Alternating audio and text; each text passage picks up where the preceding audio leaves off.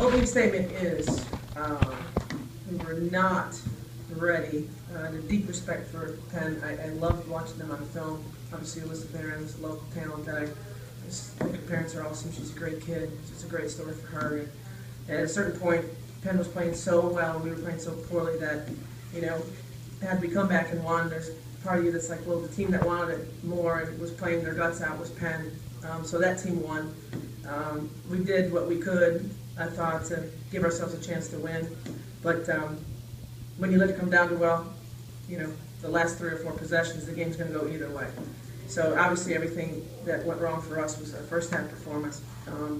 We can't start the game like that. And we have some players who started the game without a real Miami passion. So I saw it early, took them out, thought the bench tried to spark us a little bit, and then you ran into a team that was literally, they averaged 3 makes a game, and they hit 11, and that's great. I mean, that's a real good shooting performance by them, and by far nothing that we've seen on film.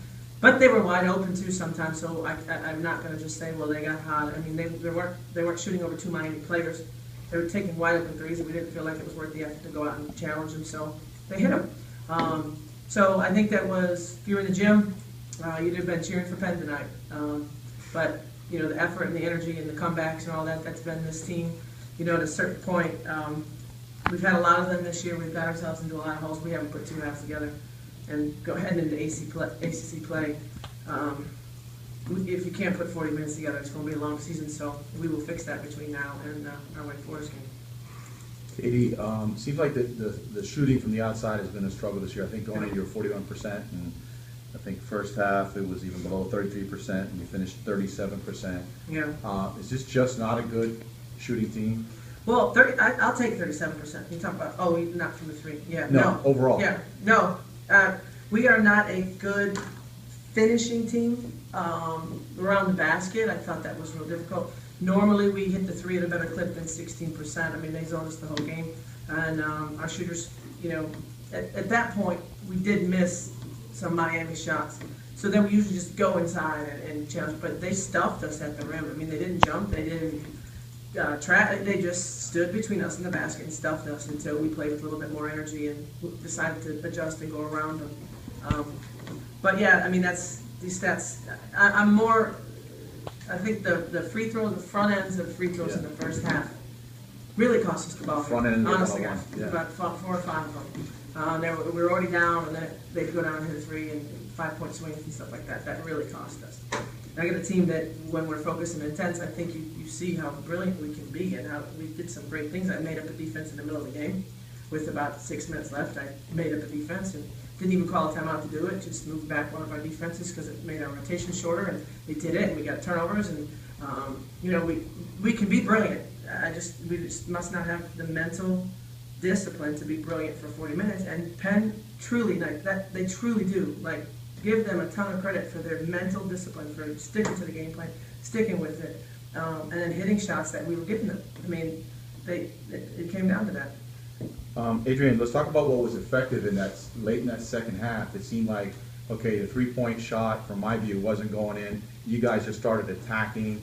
You, Caprice, McGuire, all those girls were starting to get in the lane and hitting those, sort of short jumpers. Was that kind of the strategy? Is that something that you talked about in the huddle and said, let's go to this? Yes, Coach definitely told us that the gaps were open. You just had to attack them, and once we started finally listening, we had a first half, but once we started actually getting the game plan together, we started hitting open shots, and we saw that if we listened earlier, it would have been a different game, totally different game. So definitely the gaps were wide open, like Coach said, but once we finally started attacking them and hitting them, it was a different game. Is that the way, Coach, that you need to play, just not so much a 3-pointer and just going in there and being aggressive and hitting those, like she said, the gaps and hitting that type of shot? Yeah, but it's the pace of play. A lot of it's the pace of play. And if one person's not really mentally alert, we do a lot on time for touch. So I have the ball and I have it for 1,001, 1,002, 1,003. That's a different rhythm than I got to making quick decisions, distributed attack.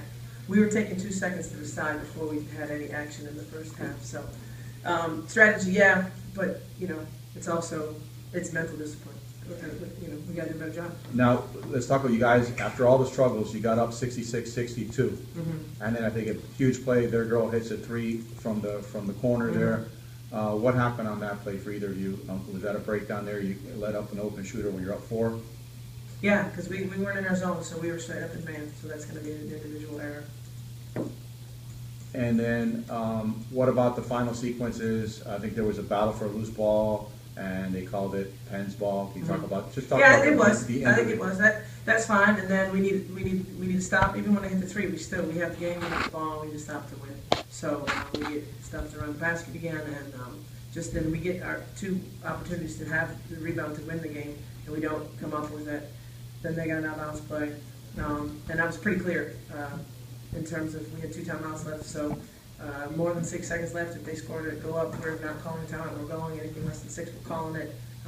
Both plays called. I mean, our execution. It's going to come down to that one rebound right there, and we can talk about that till we're blue in the face. But truly, let's talk about what happened from 2 o'clock till 2:45 today. Coach, you mentioned Alyssa Barron. What do you see as far as her not coming here? Was that just not a right fit for her in this program? Oh, she's at a great place for her. She's just at a perfect situation for herself. We're close. The family's great. She's had a great career. We're happy for her. Is that when you said, darn, I wish I would have gotten her, or you just? No, I think we never really even got to that stage. I mean, they're great people. They found a great academic institution, and she's going to have a very successful career. Adrienne, what needs to happen going forward? Now you got the ACC schedule. You would imagine it's only going to get tougher. What needs to happen, and what have you learned from the team? You know, what's happened to your freshmen? What have you learned from so far? We just need to get tougher. We need to stop slacking off in the first half and listen to the game plan. We were being hard-headed today, and that's what knocked us down. We were being hard-headed. So going into the ACC's tougher teams, we just need to be more aggressive and finish games off and start games off better.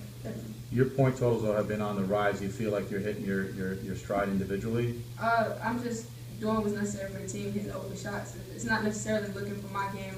If the shot's there and it's a Miami shot, then I'm going to take it. But other than that, I'm not really looking for myself. Just hitting open shots. That's all I got. Thank you. Katie, good to see you again.